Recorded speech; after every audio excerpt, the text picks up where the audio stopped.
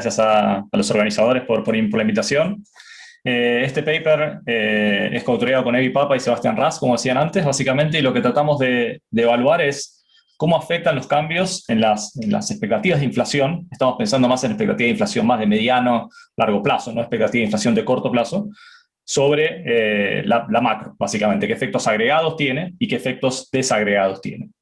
Entonces, básicamente, para motivar un poco y un poco trayéndolo al contexto actual de los acontecimientos recientes, muchos países alcanzaron la Zero Lower Bound recientemente, y en particular la Reserva Federal, el año pasado, anunció un ligero cambio en lo que iba a ser su target de inflación, ¿sí? Básicamente pasando de no solamente mirar la inflación, sino que mirar la inflación promedio, ¿sí? Con lo cual da la señal de que va a tolerar un poco más de inflación en el corto plazo antes de volver a subirla, antes de volver a ajustar su política monetaria para ser consistente con el objetivo.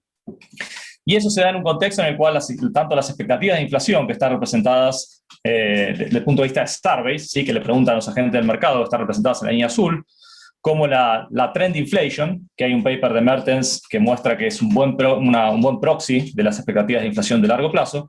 Las dos variables han venido cayendo sistemáticamente en los 80, esto creo que no es nada que debería sorprender, y básicamente se mantienen estables y estuvieron cayendo últimamente por producto de la pandemia las expectativas, ¿sí? Entonces, básicamente, la idea de la política fue tratar de mejorar un poco, de incrementar un poco, están sistemáticamente por debajo del 2%, que es el objetivo que tiene Estados Unidos.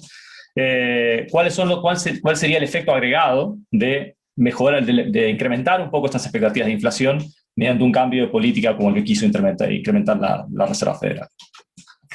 La segunda pieza, esta sería con la primera pieza de motivación, la segunda parte de la motivación es que, bueno, esto tampoco creo que es novedoso para nadie, la pandemia ha tenido fuertes efectos heterogéneos, ¿sí? en la población en sí. Si uno mira adultos, si mira por distintos, esta encuesta básicamente, que es del Pew Research Center, básicamente lo que mira son cómo afectó a la pandemia a distintos grupos de población en Estados Unidos por nivel de ingreso, ya sea por raza básicamente, o los adultos en general, y lo que se puede ver, y es consistente con la evidencia en otros países también, es que ha habido una gran heterogeneidad en los efectos.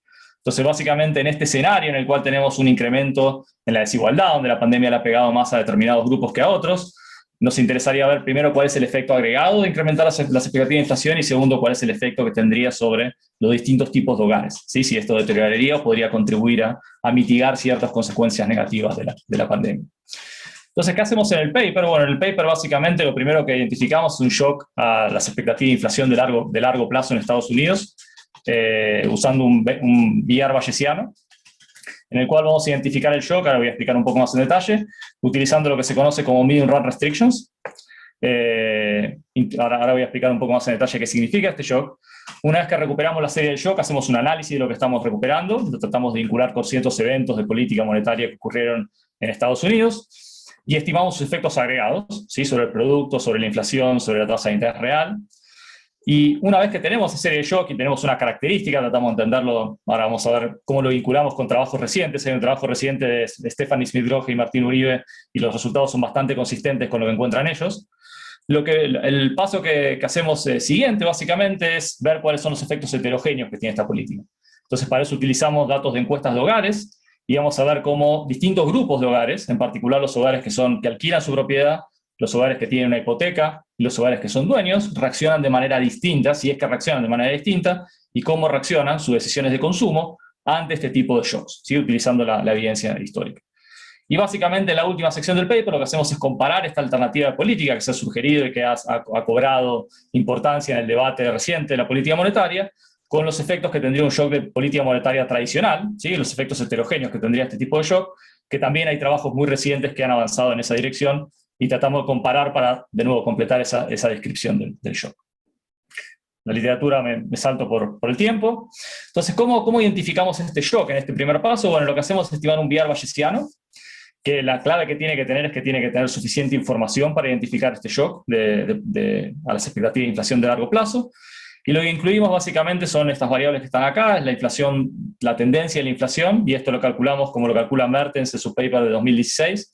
Básicamente lo que realiza Mertens es una Beveridge and Nelson Decomposition para obtener la trend inflation, y muestra que esa trend inflation es un buen predictor de lo que es la inflación de largo plazo y se asocia bien a las expectativas, a otras variables que capturan las expectativas de inflación con respecto a largo plazo. ¿Sí? El gran problema que hay cuando uno trata de utilizar datos de expectativas de inflación es que las series suelen ser relativamente cortas. Entonces, utilizar la tendencia en la inflación, si es un buen proxy, nos permite extender en la serie y poder hacer un análisis un poco más completo. Tenemos la PCE Inflation, que es el target que tiene la Reserva Federal de Estados Unidos, el GDP Growth, la tasa de interés a 10 años y la tasa de interés a 1 año, ¿sí? Y básicamente asumimos que todos tienen un diffuse prior, ¿sí? El prior, básicamente, la idea es tratar de mejorar la precisión, no de indicar hacia dónde tiene que ir la estimación, básicamente, no de condicionar la estimación. Y lo que hacemos básicamente es una identificación que se ha vuelto muy popular en la literatura, que se basa en lo que se denomina Medium Run Restrictions, que se basa en los trabajos seminales de Ulick en el 2004, que fue muy explotada por Barsky and Sims y Kurman and Sims en trabajos recientes. Y básicamente, como definimos nosotros un shock, es básicamente estimamos este VIR, tenemos un conjunto un vector de residuos reducidos, y básicamente lo que hacemos con esos residuos es buscar la combinación lineal de estos residuos que maximizan el forecast error variance, que maximizan la varianza que se puede explicar el modelo de la trend inflation. Y básicamente el horizonte al cual hacemos esta maximización es el horizonte de 5 años. ¿Sí? Entonces tratamos de encontrar comportamientos sistemáticos, intuitivamente, que es lo que estamos haciendo, estamos tratando de encontrar comportamientos sistemáticos en las acciones de consumo, de precio de los hogares y de tasa de interés, que se vean asociadas en el futuro con incrementos de la inflación, ¿sí? Básicamente con incrementos de esta tendencia de la inflación. Y eso es lo que llamamos básicamente un shock a las expectativas de inflación de largo plazo. ¿Cómo se ve la serie? Bueno, como sería esperable, la serie, este análisis lo hacemos partimos en el año 63 y lo hacemos hasta el año 2018, como es esperable, alrededor de los 70 es cuando tenemos la mayor cantidad de cambios en este shock, básicamente donde hay más volatilidad en la serie, que están asociados a eventos de política monetaria. En particular, vamos a las minutas de la Fed y revisamos que cada uno de los grandes eventos de esta serie uno los puede mapear con las discusiones de política que había en ese momento. Tenemos otro en el 84, básicamente las últimas sesiones también de Volcker en el periodo para estabilizar la inflación. Y después la serie se vuelve más suave, pero aún así tenemos algunos eventos, ¿sí? Que son los que vamos a explotar para la parte heterogénea, ¿sí? La encuesta que vamos a utilizar de hogares está disponible a partir de 1984 y por lo tanto lo que vamos a hacer es explotar esa información de esta última parte de la muestra. Aún así hay cierta variabilidad y podemos caracterizar cambios en la tendencia de inflación asociados a la recesión de 2008, cambios en la expectativa de inflación también asociados en los 90, ¿sí? Algunas decisiones de política que damos más detalle en el paper y tratamos de argumentar que la serie está más que nada relacionada con cambios de política propia de la Reserva Federal. Entonces, ¿cómo se correlaciona esta serie de shocks? ¿Cómo validamos nuestro shock? ¿Sí? Para poder, lo primero que hacemos es compararlo con otra serie de shocks que ha identificado la literatura.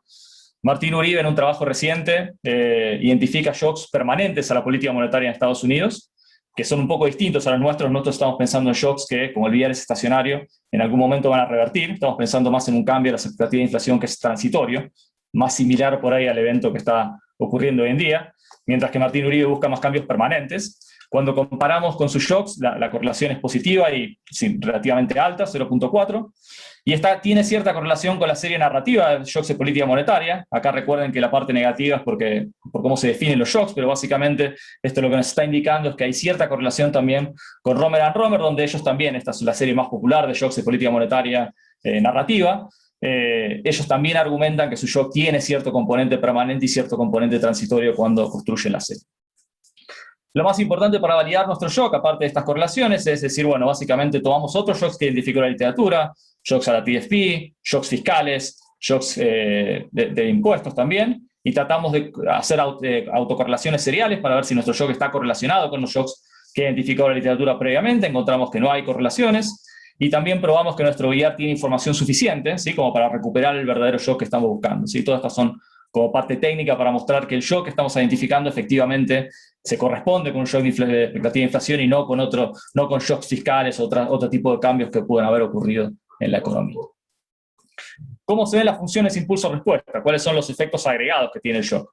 Bueno, básicamente vemos que hay un incremento de la inflación, la trend inflation, las expectativas de inflación, este proxy de expectativa de inflación, que se condice con un incremento en la inflación en sí. ¿Sí? La inflación se empieza a mover un poco más tarde, con un poco más de rezago de lo que se mueven las expectativas, pero tiene una forma similar. Hay un incremento de la inflación de alrededor de 0.5 puntos porcentuales. ¿Sí? Esta es la tasa de inflación básicamente anualizada, ¿sí? La variación con respecto al trimestre anterior.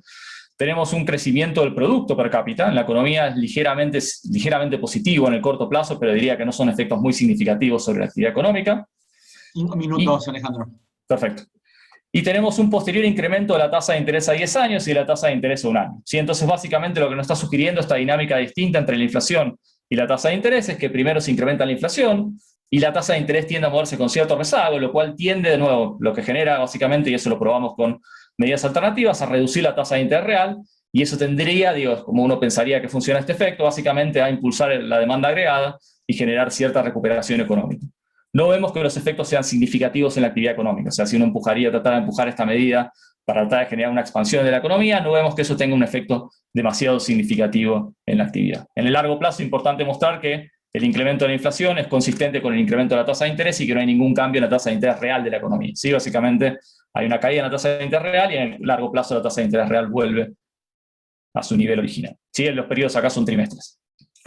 Este shock da cuenta de una importante fuente de variación cuando miramos la descomposición de varianza de las expectativas de inflación, pero lo que me quería concentrar, y por estos últimos 5 minutos, básicamente es ver la parte heterogénea. ¿Sí? Entonces lo que hacemos es, teniendo este shock, utilizamos datos de la Consumer Expenditure Survey de Estados Unidos, que básicamente es un panel rotativo de hogares, en las cuales se les pregunta a los hogares sobre decisiones de consumo, y lo que hacemos es agrupar a los hogares de acuerdo a si son inicialmente propietarios, si alquilan su propiedad, o si tienen una hipoteca, ¿sí? Como pensando en distintos tipos de hogares en base a esta nueva literatura neokeynesiana con agentes heterogéneos que piensa por ahí en los hand to mouth, en los individuos que tienen activos y líquidos, pero que tienen pocos activos líquidos, y en los individuos que tienen activos y líquidos y activos líquidos.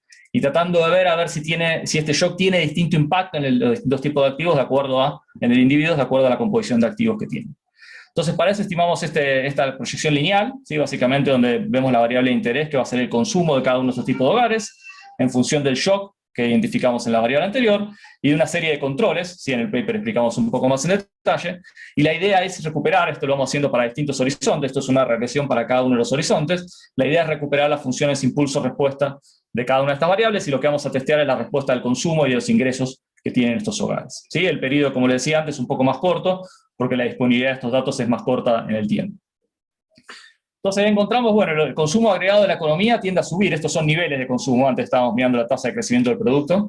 Acá vemos un incremento del consumo que es relativamente persistente en el tiempo, pero cuando uno va a distintos tipos de hogares hay fuerte heterogeneidad entre los grupos. Sí, vemos en particular que los individuos, los hogares que alquilan su propiedad no tienen ninguna respuesta significativa en el consumo, mientras que los hogares que tienen hipotecas, ¿sí? O que son dueños de la propiedad, en realidad los hogares que tienen hipotecas son los que más reaccionan ante este cambio, mientras que los que son propietarios de la propiedad reaccionan y también tienen un efecto significativo, pero no tan fuerte, aunque estadísticamente son similares, a lo que tienen los que son los dueños de las hipotecas. Y entonces el primer efecto que encontramos es una heterogeneidad en el acuerdo al grupo del hogar que vemos.